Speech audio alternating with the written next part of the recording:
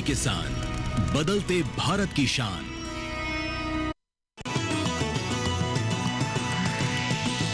DD किसान, बदलते भारत की शान।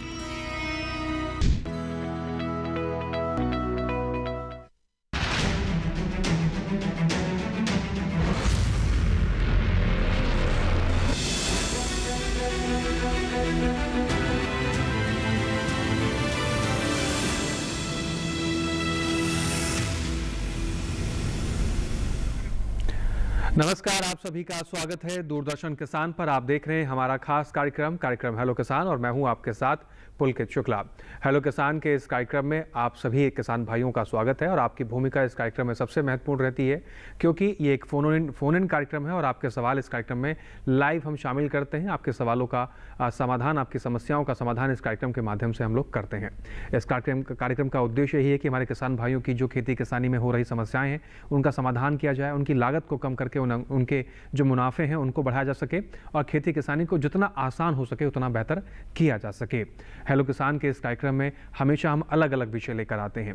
तो आज ऐसे कौन से विषय लेकर हम हाजिर हुए हैं जिन विषयों से जुड़कर आप अपने सवाल पूछ पाएंगे, आपकी जानकारियों का हम विस्तार करेंगे। तो शुरुआत करेंगे सबसे पहले आज के विषय से। आज का विषय रहेगा प्रमुख रबी की फसलों में कृषि यंत्रीकरण तथा अवशेष प्रबंधन कितना महत्वपूर्ण है, और कैसे कृषि यंत्रों का आपको उपयोग करना है, कौन से कृषि यंत्र आपके लिए उपयोगी साबित होते हैं। इससे जुड़ी हुई तमाम महत्वपूर्ण बातें ऐसी हैं जो किसान भाइयों तक पहुंचानी बेहद आवश्यक है। और आपके भी इन विषय से जुड़े हुए कोई भी सवाल हैं तो आप हमारे कार्यक्रम का हिस्सा बन सकते हैं। हमेशा की तरह 3 माध्यम होते हैं आपके कोई भी सवाल हम तक पहुंचाने के लिए। पहला माध्यम होता है टोल फ्री नंबर का, तो आप टोल फ्री नंबर नोट कर लीजिए। आपकी स्क्रीन पर हम टोल फ्री नंबर दिखा रहे हैं 1800113060, 1800113061।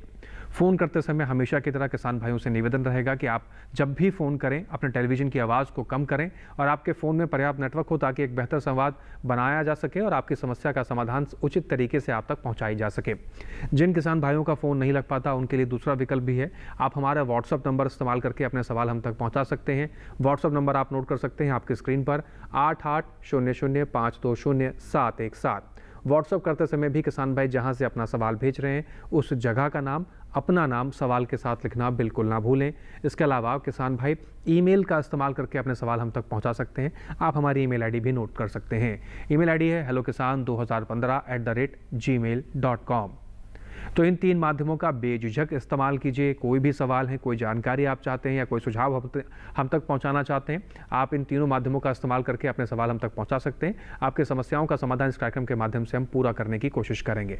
अब रुक करते हैं उन एक्सपर्ट्स का जो आपकी समस्याओं का करेंगे समाधान। तो आइए सीधा रुक करते हैं सबसे पहले डॉक्टर वीएन काले जी का।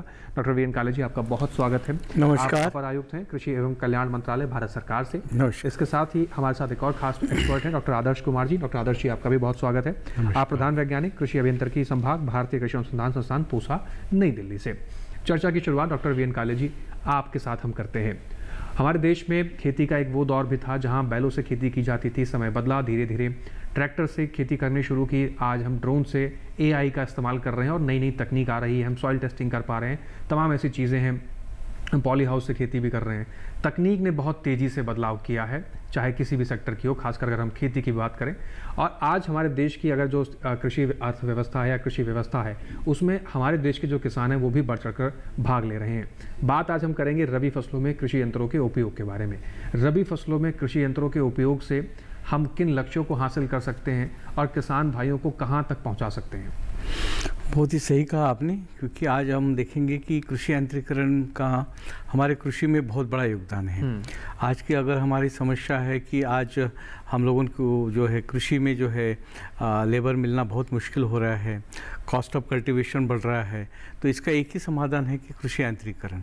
और इसके लिए जो भारत सरकार काफ़ी प्रोत्साहन भी दे रही है, और किसानों के अंदर अभी काफ़ी अवेयरनेस भी आ रहा है, क्योंकि टेक्नोलॉजी उनके पास तक पहुंच भी रही है। तो आप देखेंगे कि अभी रबी फसल आ रही है, तो मोस्टली हमारी जो सबसे बड़ी मतलब हमारे सामने जो है जो प्रश्न है सबसे पहला सोइंग वाला जो है, क्योंकि सोइंग जो है बहुत इम्पॉर्टेंट है। जब तक आपकी अच्छी सोइंग नहीं होगी तब तक आपका आगे का जो है जो क्रॉप के भविष्य है वो अच्छा नहीं होता। तो क्रॉप के भविष्य के लिए अच्छी सोइंग बहुत ज़रूरी है। तो इसके लिए आज हमारे पास काफ़ी अच्छी अच्छी टेक्नोलॉजीज आई। आज जीरो टेक्नोलॉजी आई है, मतलब आपको टील करने की ज़रूरत ही नहीं है। आपको सीधा आप बुआई कर सकते हैं गेहूँ की, और साथ साथ में आपकी इसकी काफ़ी बचत भी हो सकती है, क्योंकि आपको कल्टीवेशन करने की ज़रूरत नहीं है। दूसरी, आज आप देखेंगे कि प्लांटर्स आ गए, न्यूमेटिक प्लांटर्स आ गए। और पहले ज़माने में आप देखेंगे कि 5 से 6 लाख रुपए की कॉस्ट होती थी, लेकिन अभी टेक्नोलॉजी इतनी अच्छी एडवांस हो गई कि हमारी ICAR ने इतनी अच्छी टेक्नोलॉजी बनाई कि अभी आपको 1 लाख रुपए में अच्छा न्यूमेटिक प्लांटर्स भी मिल सकता है। तो उसमें आपका एडवांटेज ये है कि seed to seed, plant to plant दोनों आप डिस्टेंस आप मेंटेन कर सकते हैं, ताकि फिर उसमें जो खरपतवार की कोई प्रॉब्लम है तो उसको भी आप निकाल सकते हैं। तो इस सारे की ये सारा तो है ही, मतलब आज इस टेक्नोलॉजी को तो है। आगे के विषय में हम लोग और पराली प्रबंधन की भी बात करेंगे सब। बिल्कुल। तो कुछ इस प्रकार की मुख्य बातें हैं जो रबी फसलों में यंत्रों के उपयोग से हमें लाभ मिल सकता है। डॉक्टर आदर्श जी, आपका रुख करते हैं। हमें यंत्रों का उपयोग से सटीक तरीके से कम समय में बेहतर परिणाम देखने को मिलते हैं, चाहे किसी भी सेक्टर की अगर हम बात करें, चाहे वो मैन्युफैक्चरिंग हो, एग्रीकल्चर हो, इंडस्ट्री कोई और भी हो तो भी।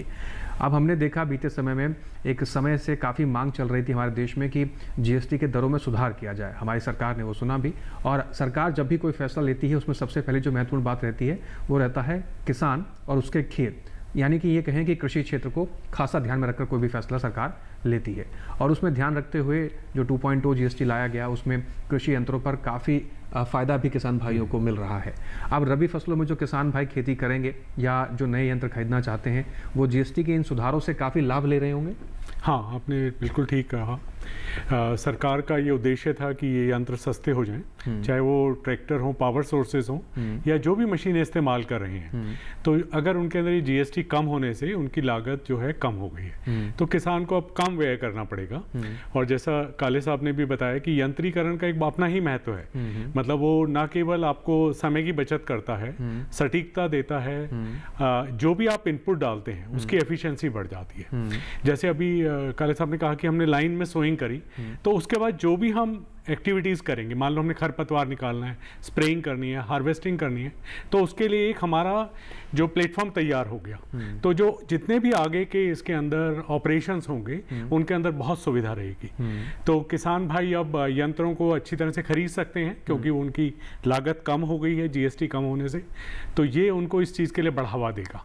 चाहे आप ट्रैक्टर लें या और कोई पावर टिलर लें, जितने भी पावर सोर्सेज हैं या और जो मशीनें हैं संबंधित, उन सब के अंदर किसानों को व्यय कम करना पड़ेगा। जी, यानी डॉक्टर आदर्श जी ये मान के चलें कि खेती और कृषि जो क्षेत्र है वो एक नए युग के, यानी कि सुनहरे युग की तरफ बढ़ता हुआ नज़र आ रहा है। और जिस तरीके से टेक्नोलॉजी अडॉप्शन किसान भाइयों ने किया है वो भी बहुत आश्चर्य करने वाला है कि बहुत जल्दी जल्दी किसान भाई सीख भी रहे हैं और उसके आउटपुट भी हमें देखने को मिल रहे हैं। आप दोनों से मैं कुछ और भी सवाल लूँगा, लेकिन फिलहाल इस विषय से जुड़ी एक रिपोर्ट पर पहले नज़र डाल लेते हैं।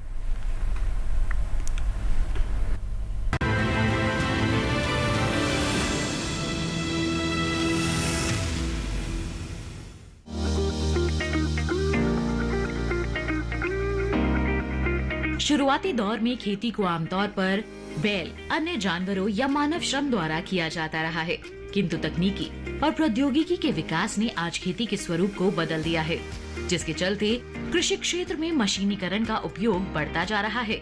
रबी फसलों की बात करें तो रबी फसलों की अच्छी पैदावार के लिए कंबाइन द्वारा काटी गई धान की पराली को खेतों में सही तरीके से बिखेरना जरूरी है। पराली को खेतों से बिना निकाले गेहूं, मसूर, मटर, मूंग और सरसों की सीधी बिजाई करने के लिए कृषि वैज्ञानिकों ने हैप्पी सीडर मशीन के रूप में समाधान निकाला है।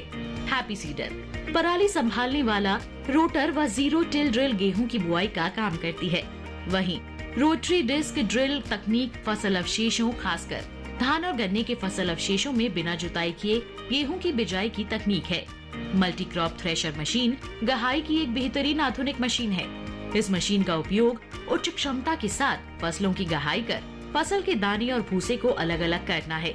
इस उपकरण की मदद से 20 से ज्यादा फसलों की गहाई यानी फसल के दाने को अलग किया जाता है।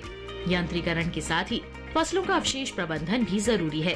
फसल अवशेषों को आग के हवाले करने की बजाय किसानों को चाहिए कि वे इन फसल अवशेषों को रोटावेटर या डिस्क हैरो आदि की सहायता से भूमि में मिला दें।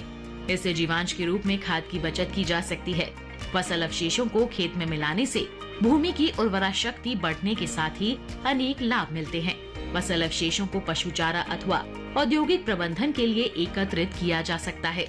खेत में स्ट्रॉ बेलन मशीन की मदद से फसल अवशेषों का ब्लॉक बनाकर कम जगह में भंडारित करते हुए पशु चारा के रूप में उपयोग किया जा सकता है। गेहूं के फानों पर रीपर मशीन को चलाकर भूसा बनाया जा सकता है। फसल अवशेषों को मशरूम की खेती में उपयोग किया जा सकता है। किसान गेहूं की कटाई के बाद खेत में खड़े फानों में जीरो टिलेज मशीन या टर्बो हैप्पी सीडर से मूंग या ढेंचा की बुआई कर फसल अवशेष प्रबंधन कर सकते हैं।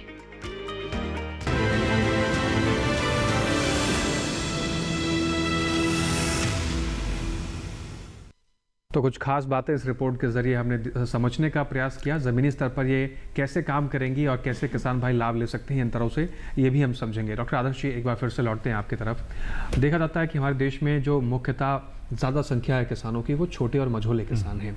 हालांकि जीएसटी में सुधार हुआ है, उस पर रेट इम्पैक्ट हुए हैं, उसमें कोई दो राय नहीं है, लेकिन फिर भी कई किसान ऐसे हैं जो उसका बोझ नहीं झेल सकते या वो खरीद नहीं सकते हैं। और अगर हम बात करते हैं, अगर जीएसटी सुधारों से रेट तो कम हुए, लेकिन बात आती है रनिंग कॉस्ट की, क्योंकि आप ट्रैक्टर चलाएंगे तो उसमें तेल लगेगा, डीजल लगेगा, कोई और मशीन यूज़ करेंगे उसमें भी लगेगा, तो ये भी थोड़ा चुनौतीपूर्ण है। ऐसे किसान भाइयों को हम कैसे टेक्नोलॉजी से जोड़ेंगे? ये बहुत अच्छा प्रश्न है आपका कि अगर हमारे पास भूमि कम है तो हम बड़ी मशीनें कैसे खरीद सकते हैं किसान।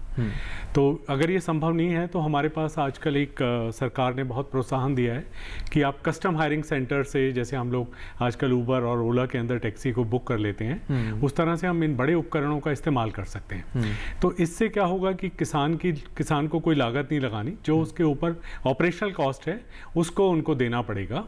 और ये एक बहुत बड़ा इससे ये है कि आप टेक्नोलॉजी से जुड़ जाते हैं। जो भी आपने, मान लीजिए कि आपने, जैसे अगर मैं एक एग्जांपल लेता हूँ, आपने भूमि तैयार करी, आपके पास आपने लेज़र लेवलर से उसको करा दिया, तो उससे आपने कस्टम हायरिंग सेंटर से लिया, तो इसमें आपको जो सबसे, जब बाद में आप इरिगेशन करेंगे, सिंचाई करेंगे, तो उसके अंदर पानी की खपत कम हो जाएगी। अभी डॉक्टर साहब ने भी बताया था कि मान लीजिए आप कुछ इस तरह के seed drill, pneumatic seed drill या और अच्छे सीड ड्रिल का इस्तेमाल करना चाहते हैं, वो भी आप कस्टम हायरिंग से ले सकते हैं। इसी तरह स्प्रेयर्स या ड्रोन से आप स्प्रेइंग कराना चाहते हैं, जो कि एक सामान्य किसान के बस की बात नहीं है कि आप इतनी लागत उसके ऊपर लगाएं, उस मशीन को खरीदें, उसके बाद उसको चलाएं। तो इसके अंदर ये होगा कि आपको सिर्फ ऑपरेशनल कॉस्ट जो है आपको सिर्फ वो बियर करनी है, और आप एक तरह से एडवांस टेक्नोलॉजी से बिल्कुल जुड़ जाते हैं। जी, तो यानी कि कस्टम हायरिंग सेंटर के ज़रिए भी किसान भाई जो कहते हैं कि हमारे पहुंच में मशीनें नहीं हैं या हम मशीन को खरीदने का वहन नहीं कर सकते, उनके लिए उचित समाधान है कि आप सीएचसी से संपर्क कर सकते हैं। डॉक्टर वीएन काले जी, ये सीएचसी का जो मैकेनिज्म है, ये कैसे काम करता है? कैसे मैं जान पाऊंगा कि मेरे क्षेत्र में सीएचसी काम कर रहा है और सीएचसी में उपलब्ध जो मशीनें हैं वो मेरे काम के हैं, चाहे रबी की हो, चाहे खरीफ की हो, चाहे जायद की हम बात करें, और सीड लगाने से लेकर फसल हार्वेस्टिंग की अगर हम बात करें तब तक की जो प्रोसेस होते हैं, इन तमाम दौर में जो मशीनों का प्रयोग होता है, वो सारी मशीनें क्या सीएचसी में उपलब्ध होती हैं? और देश के कौन कौन से हिस्से में और कौन कौन से डिस्ट्रिक्ट्स में अभी सीएचसी स्थापित कर दिए गए हैं? बिल्कुल, जैसे कि डॉक्टर साहब ने एक्सप्लेन किया है सीएचसी का महत्व कैसा है, तो इस तरह से भारत सरकार ने इसको जो है बहुत ही प्रोत्साहित कर रही है, क्योंकि हमारी जोत बहुत कम है।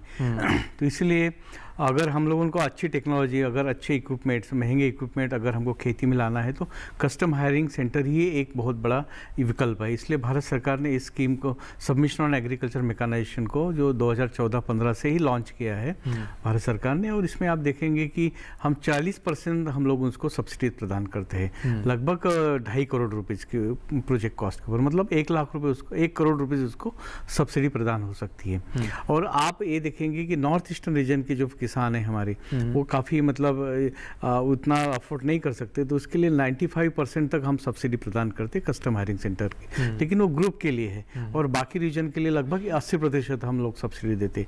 और बाकी मशीन जो इंडिविजुअल अगर मशीन खरीदना है तो लगभग 40% से 50% हम लोग उनको सब्सिडी देते हैं। तो आप लेकिन देखेंगे कि भारत सरकार ने लगभग जो है सबमिशन ऑन एग्रीकल्चर मैकेनाइजेशन के अंदर लगभग 1 लाख से ज़्यादा जो है कस्टम हायरिंग सेंटर हमने स्थापित किए हैं टोटल। और साथ साथ में जो है हमारी फार्म मशीनरी बैंक्स भी हमने इसी में शामिल किए हैं। और लगभग जो है लगभग आप लोग देखेंगे तो 20 लाख से ज़्यादा जो है एग्रीकल्चर मशीनरी जो इंडिविजुअल किसान को हमने बांटी है, मतलब 2014-15 से अगर आप स्टैटिस्टिक देखेंगे तो लगभग। और हम लोग अगर पूरा अगर आप बजट एस्टिमेट की बात करते हैं लगभग तो हमने पूरे किसान भाई को लगभग 7,000 करोड़ के ऊपर जो है पूरी सब्सिडी हमने आज तक किसान भाई को दिए हैं। तो इस तरह से भारत सरकार काफ़ी प्रोत्साहन दे रहे हैं इस एग्रीकल्चर मशीन्स को। और आप देखेंगे कि इसमें हम लोग जो है पब्लिसिटी भी करवाते हैं, अवेयरनेस कैंपेन भी चलाते हैं। इसके लिए भी हम लोग जो ICR को फंडिंग करते हैं, 100% फंडिंग भारत सरकार डिपार्टमेंट ऑफ एग्रीकल्चर कोऑपरेशन द्वारा होता है। तो इसमें आप एग्रीकल्चर मशीन प्रोक्योर भी कर सकती है संस्थान, और उसको जो है डेमोन्स्ट्रेशन भी कर सकती है। और इनको कंटीजेंसी एक्सपेंडिचर लगभग 6,000 रुपीज़ पर हेक्टर जो है वो ICR को दिया जाता है। तो इस तरह से पूरा जो है मतलब फाइनेंशियल जो है हम लोग असिस्टेंस जो है गवर्नमेंट को भी देते हैं, असिस्टेंस स्टेट गवर्नमेंट्स को भी देते हैं, ICR इंस्टीट्यूट को भी देते हैं, और किसानों को भी देता है। तो इस तरह से आप देखेंगे कि हमारा प्रोग्रेस काफ़ी हो रहा है। जो लगभग हमारी फार्म पावर एबिलिटी जिसको एक मापदंड है, मतलब कि हमारे भारत में कितना उसका है मतलब आज मैकेनाइजेशन लेवल, तो आप देखेंगे कि लगभग 2.5 जो है किलोवाट पर हेक्टर था, आज हम लोग 3 किलोवाट हेक्टर के ऊपर ज़्यादा है। और हम लोग जो है 7.5 किलोवाट पर हेक्टर की जो है हम लोग 2047 तक हमने एक टारगेट रखा लेकिन चले। तो इस प्रकार से सरकार की प्राथमिकताओं में जैसे हमने पहले जिक्र किया कि कृषि को रखा जाता है, और जब बात मशीनीकरण की है या यंत्रीकरण की है तो उसमें भी आप CHC के योगदान को देख सकते हैं कि किसानों तक मशीनों का यंत्रों का पहुंच सुनिश्चित करने के लिए सरकार प्रतिबद्ध है। फिलहाल एक दर्शक हैं बाराबंकी उत्तर प्रदेश से, नंदस्वरूप मिश्रा जी को फोन लाइन के जरिए जुड़े हुए हैं। नंदस्वरूप जी, आपका स्वागत है, सवाल पूछिए। जी, सवाल पूछिए।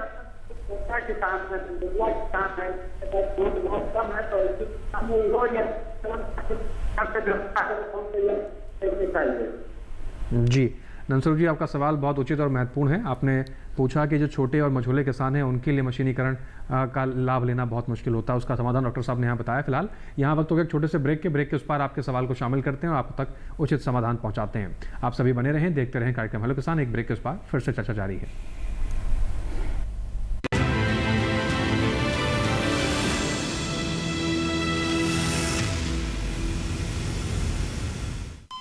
अरे सुन तो। मुझे क्या सुनाना चाहते हो? जो सुनाओ मेरी सौतन को। किसको? अरे वही तुम्हारा मोबाइल फोन जिससे सुबह शाम दिन रात चिपके रहते थे और कहते थे किसान कॉल सेंटर से बातें हो रही हैं। अच्छा ये बात है। हाँ, क्यों, क्या हुआ? अब बात नहीं होती क्या? अब तो झट से बात हो जाती है। ऐसा क्या? हाँ, अब तो ज्यादा लाइनें और खास तकनीक के कारण खेती के माहिरों से तुरंत बात हो जाती है। और अगर कभी लाइन व्यस्त हो तो अपनी समस्या फोन पर रिकॉर्ड करा दो, वहाँ से फोन आ जाता है और समस्या की हल का मैसेज भी आ जाता है। ये देखो आ गया। अरे वाह, इसका मतलब इंतजार की घड़ी अब खत्म। हाँ। तभी मैं सोचूं कि आजकल मुझ पर इतना प्यार क्यों आ रहा है। कृषि संबंधी समस्याओं का अपनी भाषा में तुरंत हल पाने के लिए पूरे भारत में किसी भी फोन से हेल्पलाइन नंबर पर संपर्क करें। किसानों का दोस्त किसान कॉल सेंटर।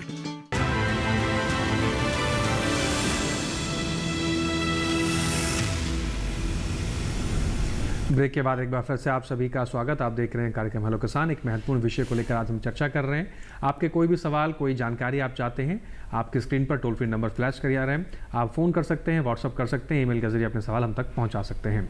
चर्चा को आगे बढ़ाते हैं। डॉक्टर आदर्श कुमार जी एक बार फिर से रुख करते हैं। डॉक्टर आदर्श जी, हम कई बार कार्यक्रम के माध्यम से और मेलों के माध्यम से किसान भाइयों को जागरूक करते हैं कि मशीनों का उपयोग करते समय आप सावधानियां बरतें। ये तो एक महत्वपूर्ण पहलू है ही, लेकिन क्योंकि मशीनें बहुत महंगी होती हैं, किसान भाई जब मशीन खरीदें वो भी एक पहलू है कि आपके लिए कौन सी मशीन उचित है, क्या देख के आपको मशीन खरीदनी है, मशीन खरीदने से पहले किन बातों का उचित पूर्वक ध्यान रखना चाहिए, क्या क्या चीज़ें चेक करनी चाहिए। ये भी आपने बहुत अच्छा प्रश्न किया, क्योंकि जब आप कोई मशीन खरीदते हैं तो आप बहुत पैसा खर्च करते हैं। एग्जैक्टली। और आपको देखना ये है कि जो मशीनें आपके और जो आपके किसान भाई हैं आसपास, क्या वो इस्तेमाल कर रहे हैं। अगर वो इस्तेमाल कर रहे हैं और उनका परफॉर्मेंस अच्छा है तो आप उस मशीन के प्रति जा सकते हैं। दूसरा आपको देखना है क्या वो BIS सर्टिफाइड है या वो टेस्टिंग सेंटर से, जो सरकार ने टेस्टिंग सेंटर बनाए हुए हैं, उनको सर्टिफाई किया हुआ है। क्योंकि जो सब्सिडी लिस्ट है स्टेट गवर्नमेंट में, वो वही मशीनें आ पाती हैं जो कि सर्टिफाई होती हैं। और मैं एक चीज़ और कहूँगा कि आप उन मशीनों को खरीदें जिनके सर्विस सेंटर आसपास हों। मान लीजिए, क्योंकि कृषि के अंदर समय बहुत महत्वपूर्ण है। अगर कोई मशीन खराब हो जाती है, कोई आपने कलपुर्जा बदलना है, तो अगर सर्विस सेंटर आसपास हैं तो आपको इसके लिए बहुत आपके लिए अच्छा रहेगा कि वो तुरंत बदले जाएंगे। इसी तरह से आप ये भी देख लें कि उनकी गुणवत्ता, जैसे मैंने कहा BIS से या सर्टिफिकेशन से सब कुछ उपलब्ध है, तभी आप उन मशीनों का प्रयोग करें। और मैं ये भी कहूँगा कि आप अपनी भूमि का आकार और आपका जो उद्देश्य है वो क्या है, क्या आप सिर्फ अपने लिए खरीद रहे हैं या आप उसको किराए पर चलाएंगे, तो उसके हिसाब से उसकी कैपेसिटी की भी थोड़ा सोचने के बाद ही आप खरीदें। जी, कई बार ऐसे भी देखने को मिलता है कि पड़ोस का किसान ट्रैक्टर लिया है तो हम भी ट्रैक्टर ले आते हैं। तो किसान भाई इन बातों का जरूर ध्यान रखें कि आपका उपयोग कितना है, आपकी क्षमता कितनी है, उसके अनुसार ही आप किसी भी मशीन या किसी भी यंत्र को खरीदने के लिए आगे बढ़े। फिलहाल एक दर्शक हैं, जो आपके पास उपलब्ध चीजें हैं आप उनके साथ सामंजस्य बनाकर खरीदें। बिल्कुल बिल्कुल। एक दर्शक है, उनका रुख कर लेते हैं। फोन लाइन के जरिए जुड़े हुए हैं कन्हैयालाल प्रजापति, उज्जैन मध्य प्रदेश से। कन्हैया जी, आपका स्वागत है, सवाल पूछिए। हाँ, नमस्कार सर। नमस्कार जी। मैं बाबूलाल लखा, उज्जैन मध्य प्रदेश से कन्हैयालाल प्रजापति बोल रहा हूँ जी। ये हमें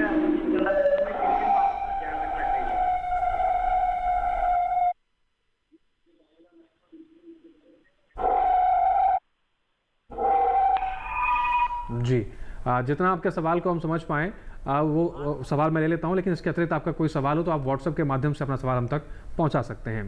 डॉक्टर आदर्श जी, इनका वही सवाल है कि मशीनों का उपयोग करते समय किन किन बातों का ध्यान रखना चाहिए। मशीनों का उपयोग जब भी आप करेंगे, जैसे अभी डॉक्टर साहब ने बताया कि हम लोग शक्ति को बढ़ा रहे हैं, हम एक भूमि के टुकड़े के ऊपर शक्ति को बढ़ाए जा रहे हैं, ऊर्जा को बढ़ाए जा रहे हैं, पावर को बढ़ाए जा रहे हैं। और जैसे ही मशीनें पावरफुल होती हैं तो उनके साथ अगर कोई दुर्घटना होती है तो वो भी बहुत आपकी सीवियर होती है। बिल्कुल। तो आपको जब भी आपने करना है तो आप पहले मैनुअल देख लें, उसका उपयोग कैसे होता है वो थोड़ा समझ लें। अगर कोई सर्विस इंजीनियर आपको बता सके उसके उपयोग के बारे में तो वो भी एक बार आप देख लें। और उसके बाद बहुत सतर्कता के साथ हमें मशीन का इस्तेमाल करना है। उसके साथ ये नहीं है कि हम लोग कुछ, अगर आप ठीक नहीं है, स्वस्थ नहीं है, या आपने कुछ इस तरह का इंटॉक्सिकेंट लिया हुआ है कि आपके अंदर मानसिक और शारीरिक सतर्कता नहीं है, तो आपको ध्यान रखना है कि आप मशीन पर काम ना करें, क्योंकि मशीन के अंदर बहुत शक्ति है और अगर कोई भी चीज़ गलत होती है तो उसके परिणाम बहुत दुष्परिणाम हो जाते हैं। बिल्कुल। तो आप जब भी इस्तेमाल करें तो जो उसका तरीका है, प्रॉपर तरीका, उसके साथ ही आप इस्तेमाल करें। बच्चों को उसको इस्तेमाल ना करने दें, सिर्फ उसको वयस्क ही उसका इस्तेमाल करें। जी, डॉक्टर आदर्श जी, जब आपने इसका जिक्र किया कि इस्तेमाल कैसे करें, इसके साथ मैं चाहूँगा कि आप ये भी जोड़ के बताएं कि उसके इस्तेमाल करने से पहले की क्या स्थिति चेक करनी चाहिए, इस्तेमाल करने के बाद कैसे उसको वापस किस स्थिति में रखना चाहिए, कैसे उसकी रख रखाव की क्या व्यवस्था होनी चाहिए। ये भी बहुत अच्छा आपने प्रश्न पूछा, क्योंकि जो खेती है वो इंडस्ट्री से बहुत भिन्न है। खेती में बहुत कम दिन के लिए हम काम करते हैं और उसके बाद मशीन को छोड़ देते हैं। तो जब आप मशीन पे काम कर चुके हैं तो आपने इतना उसके ऊपर धन व्यय किया है, तो मैं ये कहूँगा कि आप उस मशीन को अच्छी तरह से साफ़ कर लें, क्योंकि ज़्यादातर ये चीज़ें लोहे की बनी होती हैं। अगर वो पानी और मिट्टी के संपर्क में रहेंगी तो वो आर्द्रता को एब्जॉर्ब कर लेंगी और उसके साथ जंग लगकर वो अगले सीज़न में आपको मशीनें ठीक से काम नहीं करेंगी। जो भी घूमने वाले कलपुर्जे हैं, आप हो सके तो उनके अंदर तेल डाल के रखें। अगर आप पेंट कर सकें तो वो भी बहुत अच्छा रहेगा। जहाँ ग्रीसिंग करनी है वो उसको ग्रीस कर लें। अगर टायर हैं तो उनको थोड़ा सा ऊपर करके रखें जिससे वो टायर ख़राब ना हो, रबड़ के हैं। अगर वो बगैर कम हवा के साथ दबे रहे तो वो ख़राब हो जाएंगे। फिर अगले सीज़न में जब आप इन मशीनों का इस्तेमाल करेंगे तो वो टायर आपको मशीनें प्रॉपर्ली काम नहीं करेंगी और आपको फिर दोबारा बहुत सारा पैसा खर्च करना पड़ेगा उनको मेंटेन करने के लिए। उससे आपका समय भी बहुत व्यर्थ होगा और हो सके तो आप इसको छत के नीचे रखें, क्योंकि आपने इनके ऊपर बहुत पैसा लगाया है, जिससे कि आप धूप और पानी दोनों से इन मशीनों को बचा सकें। और इसी तरह से जब आप एक दूसरे सीज़न में काम करने जा रहे हैं तो उनको एक बार चेक कर लें कि सब चीज़ें ठीक हैं, सब कलपुर्जे ठीक हैं, नट बोल्ट लगे हुए हैं, तभी आप इन मशीनों का इस्तेमाल करें। जी, तो रख रखाव को लेकर भी विशेष रूप से ध्यान रखना है। कई बार किसान अपनी गाड़ी को तो शेड में रखते हैं, लेकिन ट्रैक्टर खुले धूप में खड़ा रहता है, बरसात में खड़ा रहता है, तो उस पर भी आपने पैसा लगाया है, उसके रख रखाव को भी आपको उचित व्यवस्था करनी होगी, तभी आप लंबे समय तक अधिक लाभ अपने यंत्रों से ले पाएंगे। एक दर्शक है, उनका रुख कर लेते हैं। पवन है शाहजहांपुर उत्तर प्रदेश से। पवन जी, आपका स्वागत है, सवाल पूछिए। पवन जी, क्या आप हमें सुन पा रहे हैं? जी सर। जी, सवाल पूछिए। सर वो छोटे से ट्रैक्टर आते हैं ना जी, उस पे क्या सब्सिडी मिलती है क्या? जी, डॉक्टर वी एन काले जी, आपसे जानना चाहेंगे जो छोटे ट्रैक्टर आते हैं उस पर क्या सब्सिडी है? बिल्कुल, आप देखेंगे कि हमारे यहाँ जो कॉम्पैक्ट ट्रैक्टर्स बहुत सारी कंपनी बनाने लग गई, जो कि लगभग 18 हॉर्स पावर के नीचे भी है हमारी, तो वहाँ पे बिल्कुल सब्सिडी है भारत सरकार की, लगभग 2.5 लाख रुपए तक की सब्सिडी उसके ऊपर मिल सकती है आपको, 2 से 2.5 लाख रुपए की। तो आप अपने निकटतम जो है आपका ये कृषि अधिकारी, उनसे संपर्क कर सकते हैं, या हमारी जो एक बुधनी इंस्टीट्यूट जो है आपके मध्य प्रदेश में ही है, central farm machinery training and testing institute Madhya Pradesh में, आप वहाँ जाके मुफ्त में प्रशिक्षण भी ले सकते हैं। आपको आने जाने का खर्चा भी मिलेगा, 200 रुपये पर डे का जो है वहाँ पे जो आपका खाने पीने का खर्चा है उसके लिए भी भारत सरकार पे करती है। रहने का मुफ्त है वहाँ पे। आपको वहाँ पे सारे ट्रैक्टर देखने को भी मिलेंगे कि किस तरह के छोटे छोटे ट्रैक्टर है, वो भी आप देखने सकते हैं, और इस तरह से आप अपना डिसीजन ले सकते हैं। जी, तो पवन जी, आप इस प्रकार से सब्सिडी का लाभ ले सकते हैं। डॉक्टर वी एन काले जी, हमारे देश में अभी हमने बहुत कुछ दिनों पहले ही 10,000 FPO समागम का कार्यक्रम देखा, और 10,000 FPO रजिस्टर्ड भी हुए, जो कि कृषि के क्षेत्र में एक बड़ा मील का पत्थर भी साबित होंगे आगे चलकर, और बहुत अच्छा काम कर रहे हैं। FPO, सेल्फ हेल्प ग्रुप, इन दोनों के माध्यम से अगर कोई किसान भाई जुड़ा हुआ है, या FPO SSG ग्रुप्स मशीनें खरीदते हैं, यंत्र खरीदते हैं, तो इनके लिए क्या कोई विशेष प्रावधान है?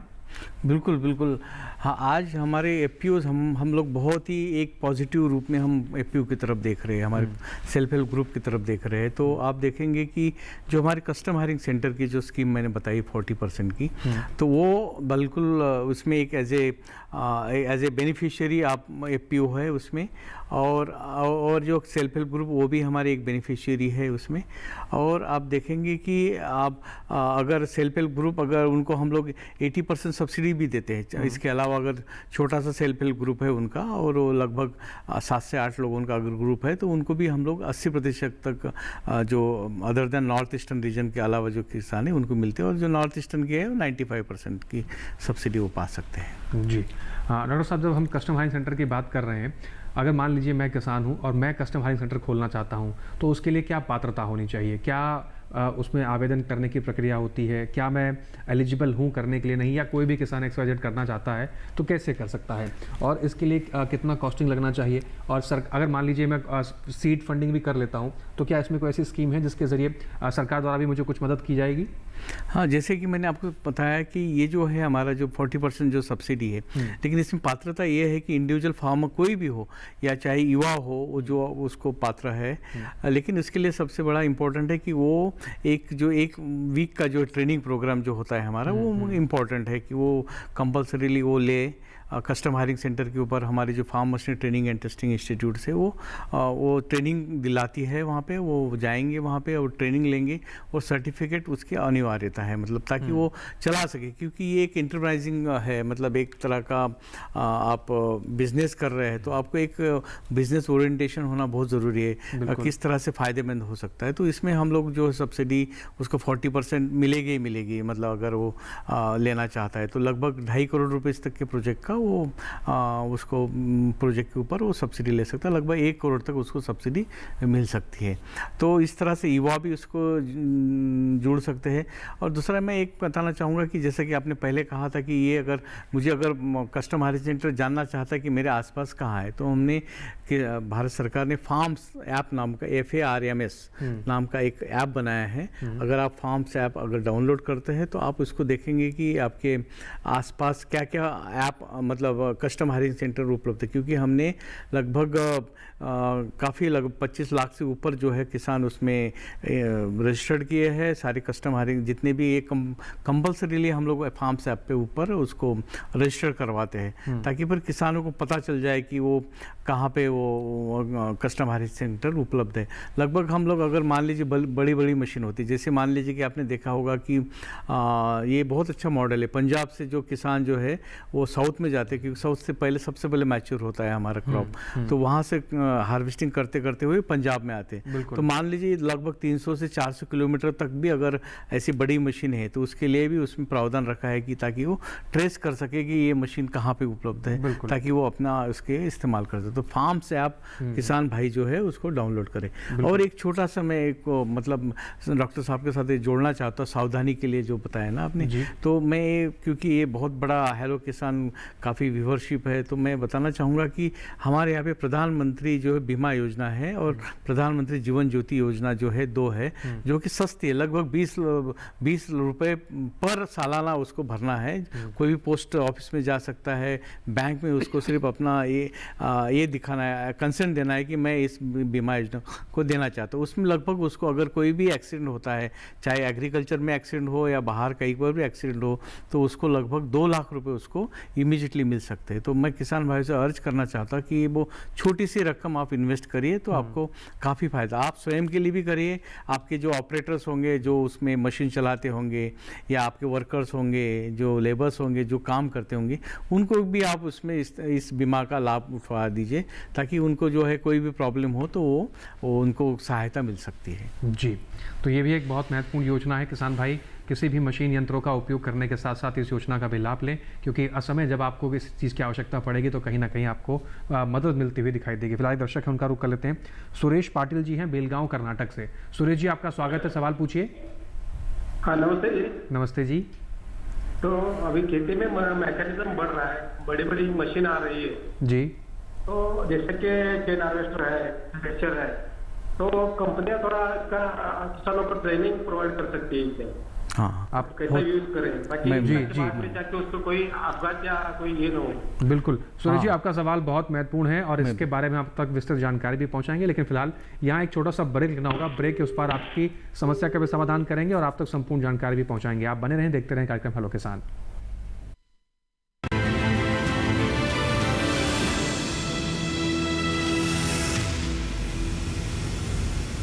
डीडी किसान ने कर ली है तैयारी, यहां मिलेगी पशुपालन की हर एक जानकारी, घर आंगन से लेकर व्यवसायिक फार्म तक, मुर्गी पालन से लेकर रेगिस्तान के जहाज तक। बीमारियों से पशुपालक बिल्कुल ना हो परेशान, विशेषज्ञ करेंगे आपकी समस्या का समाधान। देखिए अपना पशु चिकित्सक हर रविवार शाम 6:30 बजे दूरदर्शन किसान पर।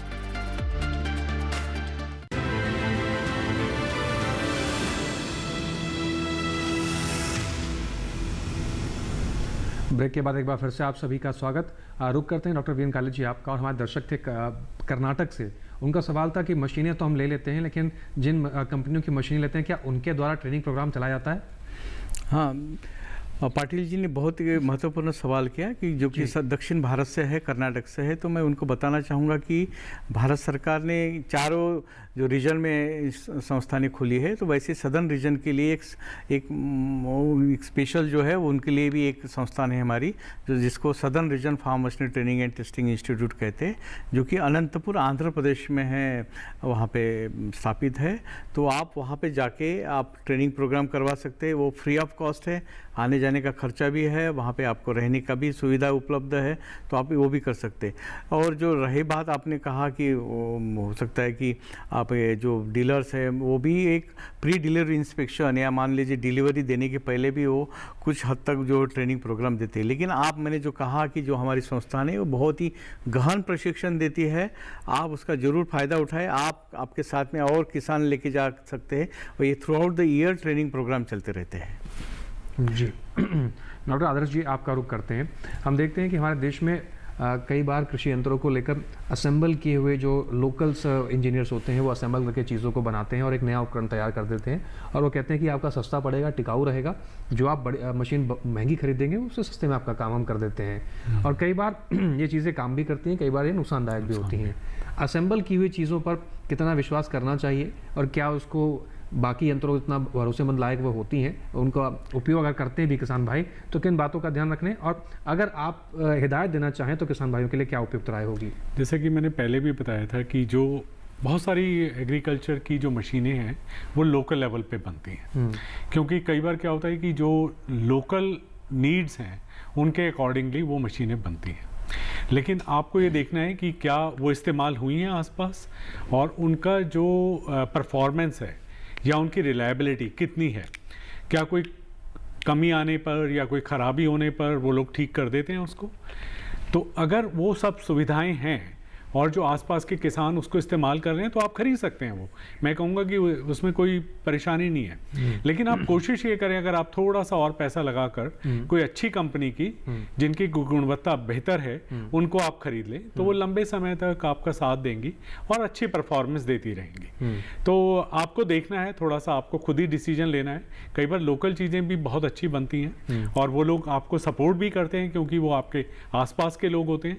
तो अगर आपको लगता है कि हाँ वो हमारे एरिया में चल रही है मशीनें, कई बार ये भी होता है कि कुछ पर्टिकुलर एरिया के अंदर कुछ मशीनें बहुत पॉपुलर हो जाती हैं और वो अच्छी परफॉर्मेंस भी दे रही हैं, तो आपको जाकर उसका एक बार, जैसे डॉक्टर साहब बता रहे थे कि विजुअली आप देख लें, उसका इंस्पेक्शन कर लें और आपको लगता है कि ये अच्छा काम करेगी तभी आप खरीदें। जी, इसके साथ एक और दर्शक हैं, उनका भी रुख कर लेते हैं। कैलाश प्रजापति उज्जैन मध्य प्रदेश से जुड़ गए हैं। कैलाश जी, आपका स्वागत है, सवाल पूछिए। कैलाश जी, क्या आप हमें सुन पा रहे हैं? नमस्कार। नमस्कार जी। हम बालोरा से कैलाश प्रजापति बोल रहे हैं जी। पराली अगर मतलब गेहूं की कटाई के समय अगर वो पराली इकट्ठी हो जाए तो कौन सी मशीन से वो जो दब करके वो उसका खाद बन जाए, तो भाई हम हिसाब कर सकते हैं? जी, बहुत महत्वपूर्ण सवाल आपने पूछा है कैलाश प्रजापति जी, और हमारे स्टूडियो में मौजूद जो दोनों गेस्ट हैं मैं उनका दोनों का जवाब इस पे लेना चाहूँगा।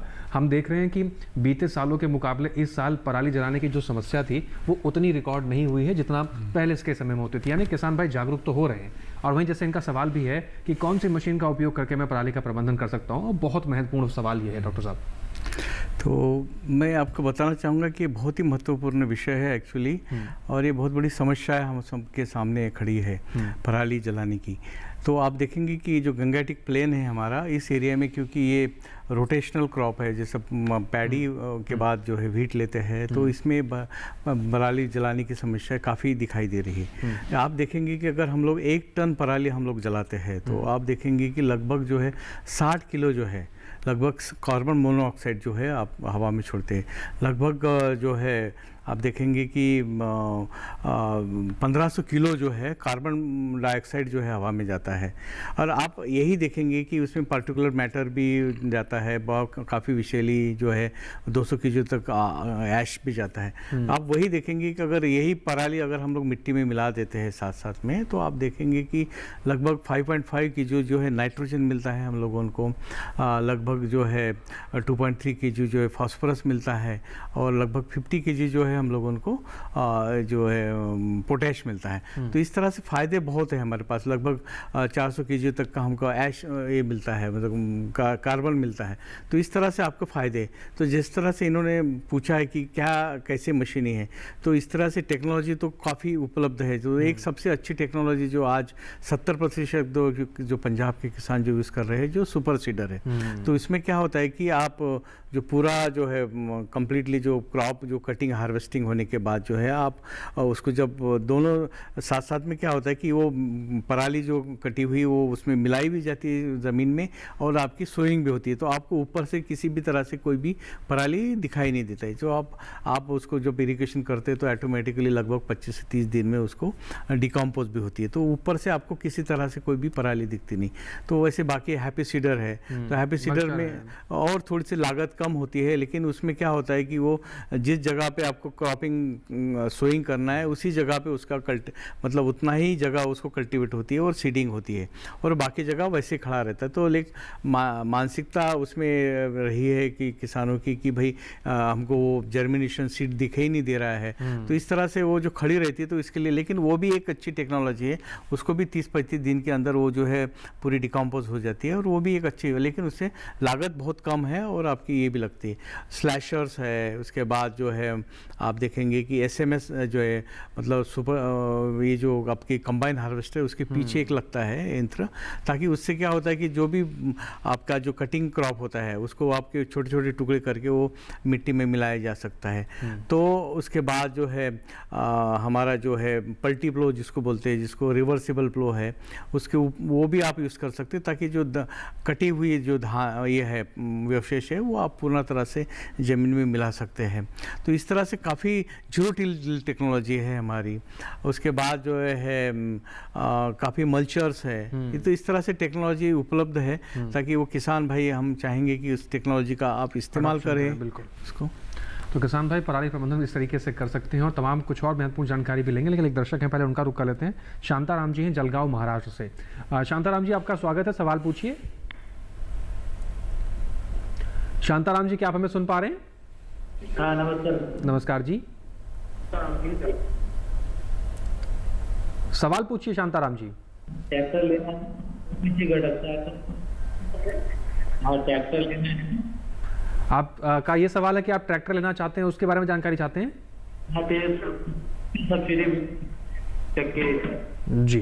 डॉक्टर आदर्श जी, हमारे शांताराम जी ट्रैक्टर लेना चाहते हैं, तो ये कैसे ट्रैक्टर लें, मतलब क्या चीज़ों को देख कर लें और कैसे क्या इनको सब्सिडी उस पर क्या मिल सकता है? मैं आपको ये सजेस्ट करूंगा कि पहले आप अपनी कितनी भूमि है आपके पास और आप क्या उस ट्रैक्टर से करना चाहते हैं। अगर आपके पास कुछ मशीनें हैं जो आप ट्रैक्टर से चलाना चाहते हैं, तो आप देख लें कि उनको कितनी पावर की आवश्यकता है, तो उसके अकॉर्डिंगली ही आप उस ट्रैक्टर की तरफ जाएं। और जो स्टेट गवर्नमेंट की लिस्ट है उसके अंदर कितनी सब्सिडी अवेलेबल है, उसके हिसाब से आप उसको खरीद सकते हैं।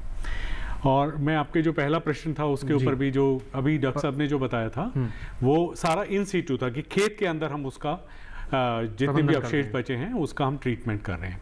लेकिन आजकल सरकार इसको भी प्रोत्साहन दे रही है कि आप कटवा कर उसके बेल बना लीजिए, या आप उसको उठाकर लेके चले जाइए और कंपोस्ट बना लीजिए। तो ये XC2 वाला भी आजकल ट्रीटमेंट बहुत ज़्यादा चल रहा है। जी, तो ये कुछ महत्वपूर्ण बातें हैं जिसके जरिए आप पराली प्रबंधन कर सकते हैं, और इन तरीकों को जब अपनाएंगे तभी हम जो कंबशन है उसको कम करेंगे। और जो किसान भाई, पराली को एक पीला सोना के रूप में भी कहा जाता है, किसान भाई इसका भी समाधान इस तरीके से कर सकते हैं। और पराली को जब आप बेचते हैं तो उससे भी आप कमाई कर सकते हैं। तो क्रॉप से तो आप कमाई कर ही रहे हैं, साथ साथ अवशेष प्रबंधन से भी आप अच्छी कमाई कर सकते हैं। कुछ और महत्वपूर्ण जानकारी भी लेंगे अपने एक्सपर्ट से, लेकिन फिलहाल यहाँ वक्त हो गया एक और छोटे से ब्रेक का। आप सभी बने रहें, देखते रहें कार्यक्रम हेलो किसान।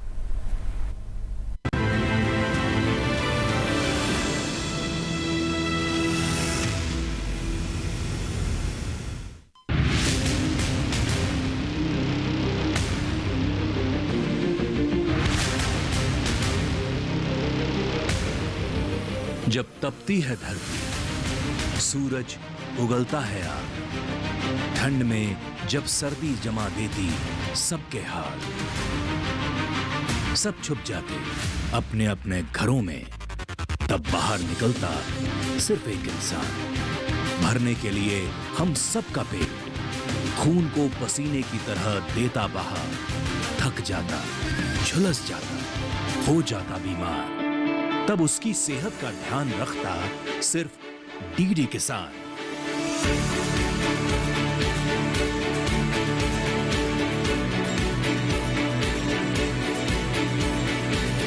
देखिए स्वस्थ किसान शनिवार शाम 6 बजे लाइव, सिर्फ दूरदर्शन किसान चैनल पर।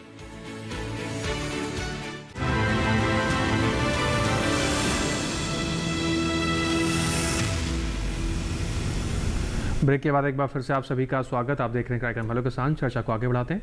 डॉक्टर आदर्श जी, आपका रुख करते हैं। अगर हम एक आंकड़े की बात करें डॉक्टर आदर्श जी, तो बिना यंत्रीकरण के या बिना मशीनों के उपयोग के कोई किसान भाई खेती करते हैं, उसमें इनपुट कॉस्ट और जो आउटपुट है उसका निकल रहा है वो कितना होता है इन कंपैरिजन टू अगर देखा जाए कि मशीनों के उपयोग से हमें कितना लाभ हो पा रहा है? देखिए, मशीनों के उपयोग से कुछ चीज़ें बहुत सिग्निफिकेंट हैं। जब आप बगैर मशीनें करेंगे तो उसके अंदर प्रोडक्टिविटी थोड़ी कम रहती है, आप उस लेवल को अचीव नहीं कर सकते। मशीनीकरण में क्या है कि जब हम जो भी इनपुट डालेंगे, खाद, पानी, बीज, वो एक तो बहुत प्रॉपरली डलेगा और वो उसकी जो यूजेज है वो बहुत एफिशिएंट हो जाता है। क्योंकि मान लीजिए आपने छिड़काव किया, मैं एक छोटा सा एग्जांपल लेता हूँ, आपने बीजों का छिड़काव किया तो बीज कहीं भी गिरेंगे तो वो पंक्ति में तो नहीं होंगे, लेकिन अगर आप मशीनों से बुआई करेंगे तो वो पंक्तिबद्ध होंगे, और जब आप पंक्तिबद्ध करेंगे तो उसका एक आपको अलग फायदा रहेगा। मान लीजिए कल आपने उसमें से खरपतवार निकाल लिए, आपको पता है कि ये पंक्तियों के बीच में है, उसके अंदर आप औजार को चलाएंगे और सफाई कर लेंगे। इसी तरह से अगर आपने स्प्रेइंग करनी है, कोई केमिकल छिड़कना है तो आप उसको कर सकते हैं। तो मुझे लगता है कि हाँ, कुछ लागत ज़्यादा है, लेकिन बाद में सब्सिक्वेंट ईयर्स के अंदर जब आप लंबे समय तक देखेंगे तो ये एक फायदेमंद हो जाएगा। जी, लेकिन डॉक्टर आदर्श जी, कई किसानों से हम मिलते हैं, किसानों का ये सवाल रहता है कि जैसे हम धान की हार्वेस्टिंग करते हैं तो कंपाइन का प्रयोग करते हैं, कंपाइन निकाल तो देता है धान को, लेकिन कई बार खेतों में धान के जो दाने हैं वो कई बार ज़्यादा रह जाते हैं। हाँ। तो ये इस वजह से भी किसानों में थोड़ी संशय रहती है कि हम मशीन की तरफ मुड़ ये हमें ये आपने बहुत अच्छा सवाल किया, क्योंकि जो मॉइस्चर कंटेंट है, जो उसके अंदर आर्द्रता है, जितनी नमी है, हमें उसके हिसाब से ही मशीन का प्रयोग करना है। उसके बाद जो मशीन के पैरामीटर है वो भी बहुत इंपॉर्टेंट है। मान लीजिए आपकी कटर बार की स्पीड बहुत ज़्यादा है, तो वो बहुत ज़्यादा अगर पौधे को हिलाएंगे और वो सूखा हुआ है तो आपकी शैटरिंग लॉस बोलते हैं इसको, अगर दाने जमीन पे गिर रहे हैं। तो हमें इन थोड़ा सा चीज़ों का टेक्निकल का भी देखना है कि हमारा मॉइस्चर जो नमी है वो ठीक हो, मशीन के पैरामीटर ठीक हो, तब वो एक अच्छी आपको परफॉर्मेंस देगा और नुकसान जो है वो बहुत कम रहेगा। जी, यानी कि इसमें केंद्र बिंदु ये भी माना जाए कि फसल आपके कटने के लिए तैयार है, तभी आप मशीनों का प्रयोग करें। ये नहीं कि आप सीधा मशीन को लगा देते हैं और बाद में आप शिकायत करें कि मशीन से सही आउटपुट नहीं मिला। ये बहुत महत्वपूर्ण बात आपने भाई। डॉक्टर वीन काले जी, आपका रुख करते हैं। रबी की फसलों में जब हम बात कर रहे हैं तो गेहूं और सरसों मुख्य तौर पर किसान भाई, बड़े किसान बोते हैं और बहुत सारे किसान इनको मुख्य फसल के रूप में रबी के मौसम में लेते हैं। अगर हम और एक तरफ ये भी देख रहे हैं कि जल बहुत सीमित मात्रा में हमारे पास है और असमय प्रकृति में बदलाव हो रहा है, मौसमों में बदलाव हो रहा है, ऐसे में अगर हम इरिगेशन की बात करें, इरिगेशन को लेकर क्या क्या टेक्निक्स को किसान भाई इस्तेमाल कर सकते हैं इन दोनों फसलों में मुख्य तौर पर, और उस पर क्या सब्सिडीज वगैरह हैं? हाँ, जैसे कि सबसे पहले हमने बात किया था कि एक लेज़र लेवलर नाम की एक टेक्नोलॉजी आई है। अगर क्योंकि गेहूं जो है जनरली जो है बॉर्डर इरिगेशन से ही दिया जाता है कई जगह पे, तो आप अगर देखेंगे कि देखा गया है कि अगर हम लेज़र लेवलर का उपयोग करते हैं तो लगभग 30% तक तो है हम लोग पानी की बचत कर सकते हैं। एक तो ये हो गया। दूसरी बात, आप स्प्रिंकलर इरिगेशन आ गए हैं, मतलब मोस्टली आप यूज़ कर रहे हैं, और उसमें अब भारत सरकार जो है जो हमारी सोलर पैनल्स है उसके लिए भी सब्सिडी प्रदान कर रही है कुसुम योजना के अंतर्गत, तो उससे भी काफ़ी मतलब किसानों की बचत हो रही। उसके साथ साथ में अगर आप देखेंगे कि एक आप कल जो है रिवाइंडिंग वाली जो है स्प्रिंकलर मशीन आ रही है, मतलब वो जो है एक छोर पे आप छोड़ दीजिए स्प्रिंकलर को तो अपने आप ही ऑटोमेटिकली रिवाइंड करके आपको एक छोर तक आ जाती है। तो इस तरह से काफ़ी टेक्नोलॉजीज आ गई है अभी, लेकिन किसान भाई को इसका इस्तेमाल करने का एक ज़रूरी है, देखने की ज़रूरत है कि ये मशीनें कैसे होती है। तो इसलिए मैंने पहले कहा था कि आपको farmers training and testing institute जो भारत सरकार की नामित संस्थान है, जो कि स्टेट ऑफ द आर्ट है, वहाँ पे सारी फैसिलिटीज़ उपलब्ध है, वहाँ पे आप जाइए और उसको बहुत अच्छे से गहन प्रशिक्षण होता है 1 महीने का, और आपको उसको काफ़ी इसको बारकाई आपको देखने को मिल सकती है। तो ये इरिगेशन बहुत महत्वपूर्ण है हमारे लिए, और इसके इस्तेमाल के लिए जो अगर आजकल ड्रिप इरिगेशन का भी इस्तेमाल हो रहा है, मतलब काफ़ी पौधों के लिए, तो फसल के लिए, तो इससे भी आपको काफ़ी बचत हो सकता है। तो इससे आप उसको डायरेक्टली फर्टिलाइज़र भी फर्टिगेशन भी दे सकते हैं, तो इससे भी बचत हो सकती है। दूसरी बात, आपको एक अच्छी बात है कि अगर फर्टिगेशन आपको और कम करना है मान लीजिए, तो हमारी जो ड्रोन टेक्नोलॉजी है आप उसका इस्तेमाल कर सकते हैं। भारत सरकार उसके ऊपर भी 40 to 50% सब्सिडी प्रदान कर रही है, तो इसका भी आप लाभ दे सकते हैं लगभग। तो उससे क्या होगा कि फर्टिलाइज़र भी एप्लीकेशन हो सकता है, दवाई का भी छिड़काव हो सकता है, जिससे कि आजकल काफ़ी एक्सीडेंट्स होते हैं, लोग मैन्युअली जब करते हैं तो आँखों में चली जाती है दवाई, तो उसके बाद काफ़ी जो फैटल एक्सीडेंट्स भी होते हैं।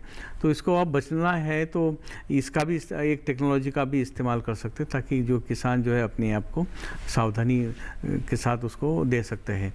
तो इस तरह से टेक्नोलॉजी है और इसको किसान को मैं चाहता हूँ कि आप इस्तेमाल करें। जी डॉक्टर आदर्श जी, आपका रुख करते हैं। आज सीएचसी की हम बात कर रहे थे। सीएचसी में एक सीमित संसाधन होगा, सीमित मशीनें होंगी, लेकिन किसान हमारे पास असंख्य हैं। एक ही समय पर मान लीजिए गेहूं की बुआई करनी है, मुझे भी बुआई करनी है, आपको भी बुआई करनी है, तो हम ये कैसे डिसाइड करेंगे कि पहले मशीन कौन लेगा? और क्योंकि एक समय में बहुत सारे किसान होंगे, तो कैसे वो टाइम मैनेजमेंट करना है कि पहले इस किसान को जाएगा, क्योंकि बुआई का समय तो एक सीमित समय में रहेगा। तो एक्चुअली इसमें क्या है कि एक विंडो है सोइंग की, हाँ, कि हमें बुआई 15 दिन के अंदर अंदर कर देनी है, क्योंकि अगर हम लेट करते हैं तो नुकसान होता है। तो हमें इसी 15 दिन के अंदर एक जैसे हम टाइम टेबल बनाते हैं स्कूलों में कि हम लोगों को पहला ये करेंगे, उसके बाद फिर उसमें हमें ये देखना है कि हमें एक जगह से दूसरी जगह का डिस्टेंस ज़्यादा ना हो। आप मतलब एक खेत के साथ अगर दूसरा खेत लगा हुआ है तो आप एक उसी के अंदर चलते चले जाएंगे। आपने पहला खेत किया और जो सबसे कम दूरी पे दूसरा खेत है आप उसको कर सकते हैं, फिर उसके बाद दूसरा, फिर इसी तरह से अगले दिन हम एक रूटिंग करनी पड़ेगी हमें कि जो मशीन जाए वो एक ही एरिया को कवर कर ले, जिससे कि हम एफिशिएंटली टाइम का इस्तेमाल कर सकें। ये आपने बहुत अच्छा सवाल किया, क्योंकि विंडो बहुत लिमिटेड है। बिल्कुल। और तो कई बार क्या करते हैं कि अगर जो मशीनें बहुत ज़्यादा इस तरह की होती हैं उनका नंबर बढ़ा देते हैं कस्टम हायरिंग के अंदर या और FPOs वगैरह, तो उन मशीनों का इस्तेमाल आप साइमल्टेनियसली कंकरेंटली करते हैं। जी जी, यानी प्लानिंग करके अगर हम करेंगे तो सब चीज़ें संभव हो पाएंगी। एक दर्शक उनका रुख कर लेते हैं। राजीव दुबे जी हैं मध्य प्रदेश से। राजीव जी, आपका स्वागत है, सवाल पूछिए। राजीव जी, क्या आप हमें सुन पा रहे हैं? जी हाँ जी, सवाल पूछिए, स्वागत है आपका। राजीव जी, सवाल पूछिए। हेलो जी राजीव जी, आप, हम सुन पा रहे हैं आपको, सवाल पूछें। मैं इन्वर्टर बोलता हूँ सर, राजीव। मैं सुपर सीडर का प्राइस और सुपर सब्सिडी कितनी पूछना चाहता हूँ। जी डॉक्टर वीरेंद्र काले जी, सुपर सीडर पे सब्सिडी कितनी मिल जाएगी इनको? लगभग ये सुपर सीडर लगभग 2.5 लाख के तक पास आता है। लगभग हम लोग 1.25 लाख रुपए जो है लगभग इस पे सब्सिडी देते हैं। तो राजीव दुबे जी, आप इस प्रकार की सब्सिडी प्राप्त कर सकते हैं। सुपर सीडर पे इस प्रकार की सब्सिडी दी जाती है। डॉक्टर वीरेंद्र काले जी, आखिरी सवाल मैं कार्यक्रम का पूछना चाहूँगा, संक्षिप्त में जाते जाते कोई महत्वपूर्ण सलाह, कोई जानकारी हमारे दर्शकों के लिए? मैं मतलब कहना चाहूँगा किसान भाइयों की, आज अभी जो समय आ रहा है जब लगभग गेहूँ की पराली की कटाई हो रही, हमारे धान की कटाई हो रही है, तो मैं निश्चित तौर पे किसानों को बहुत आग्रह करना चाहूँगा कि आप पराली मत जलाइए। ऐसी घटनाओं में बहुत कमी आ रही है, तो मैं यही कहूँगा कि आप उसको मत जलाइए। आप इसको एज ए एडवांटेज के रूप में देखिए, अपने खेती में उसको मिलाइए, ताकि आपके कार्बन कंटेंट बढ़ जाएगा। और बाकी अगर एक्सिटिव आप करना चाहते हैं तो उससे आप कमाई भी कर सकते हैं। तो मेरा करबद्ध आपसे अनुरोध है कि आप कृपया करके उसको मत जलाइए। बिल्कुल। और डॉक्टर वीरेंद्र काले जी, इस अनुरोध को किसान भाई मानेंगे भी, सुनेंगे भी, और इस प्रकार से नई तकनीक को अपनाने के साथ साथ फसल अवशेष प्रबंधन भी सही तरीके से करेंगे और किसान भाई अपने आप को एक विकसित किसान के रूप में भी स्थापित करेंगे। डॉक्टर वीरेंद्र काले जी, डॉक्टर आदर्श कुमार जी, आप दोनों मेहमानों का बहुत शुक्रिया, आप कार्यक्रम में आए और किसानों तक बहुत महत्वपूर्ण जानकारी आप दोनों ने पहुंचाई। आपका बहुत शुक्रिया आने के लिए। इसके साथ ही आज के कार्यक्रम हेलो किसान में बस इतना ही। अगले ऐसे कौन से विषय होंगे कार्यक्रम में जिस पे हम चर्चा करेंगे, आइए अगले विषयों पर भी एक बार नजर डाल लेते हैं। अगले हेलो किसान में बात करेंगे मौसम आधारित कृषि परामर्श एवं प्रधानमंत्री फसल बीमा योजना। ये दोनों विषय बहुत महत्वपूर्ण हैं। इन विषय से जुड़े आपके कोई भी सवाल हैं, कोई सुझाव आप हमें पहुँचाना चाहते हैं तो आप हमारी ईमेल कर सकते हैं। ईमेल आईडी आपकी स्क्रीन पर hellokisan2015@gmail.com। इसके अतिरिक्त आप डीडी किसान के कॉल सेंटर पर भी फ़ोन करके सवाल सुझाव दर्ज करा सकते हैं। डीडी किसान के कॉल सेंटर का आप नंबर नोट कर सकते हैं, आपके स्क्रीन पर नंबर दिखा रहे हैं हम आपको, 1800113060। सोमवार से शनिवार सुबह 6 से रात के 10 बजे तक आपकी सेवा में नंबर खुला रहता है। इसके अलावा इस कार्यक्रम में कोई जानकारी आपसे छूट गई है या आप चाहते हैं कि इस कार्यक्रम को दोबारा देख पाएं, अन्य किसानों तक इन जानकारियों को पहुंचाएं, तो आप डीडी किसान के यूट्यूब चैनल का इस्तेमाल कर सकते हैं। आपके स्क्रीन पर QR कोड दिखा रहे हैं, इसको स्कैन करें, सीधा पहुंच जाएंगे डीडी किसान के यूट्यूब चैनल पर। वहां पर भी दिखाई गई हर एक जानकारी को आप दोबारा से भी देख सकते हैं। और इसके साथ ही आज के लिए बस इतना ही। फिर से हाजिर होंगे नए विषय, नए मेहमान, नई जानकारियों के साथ। फिलहाल हमें दीजिए इजाजत, बने रहें डीडी किसान के साथ। नमस्कार।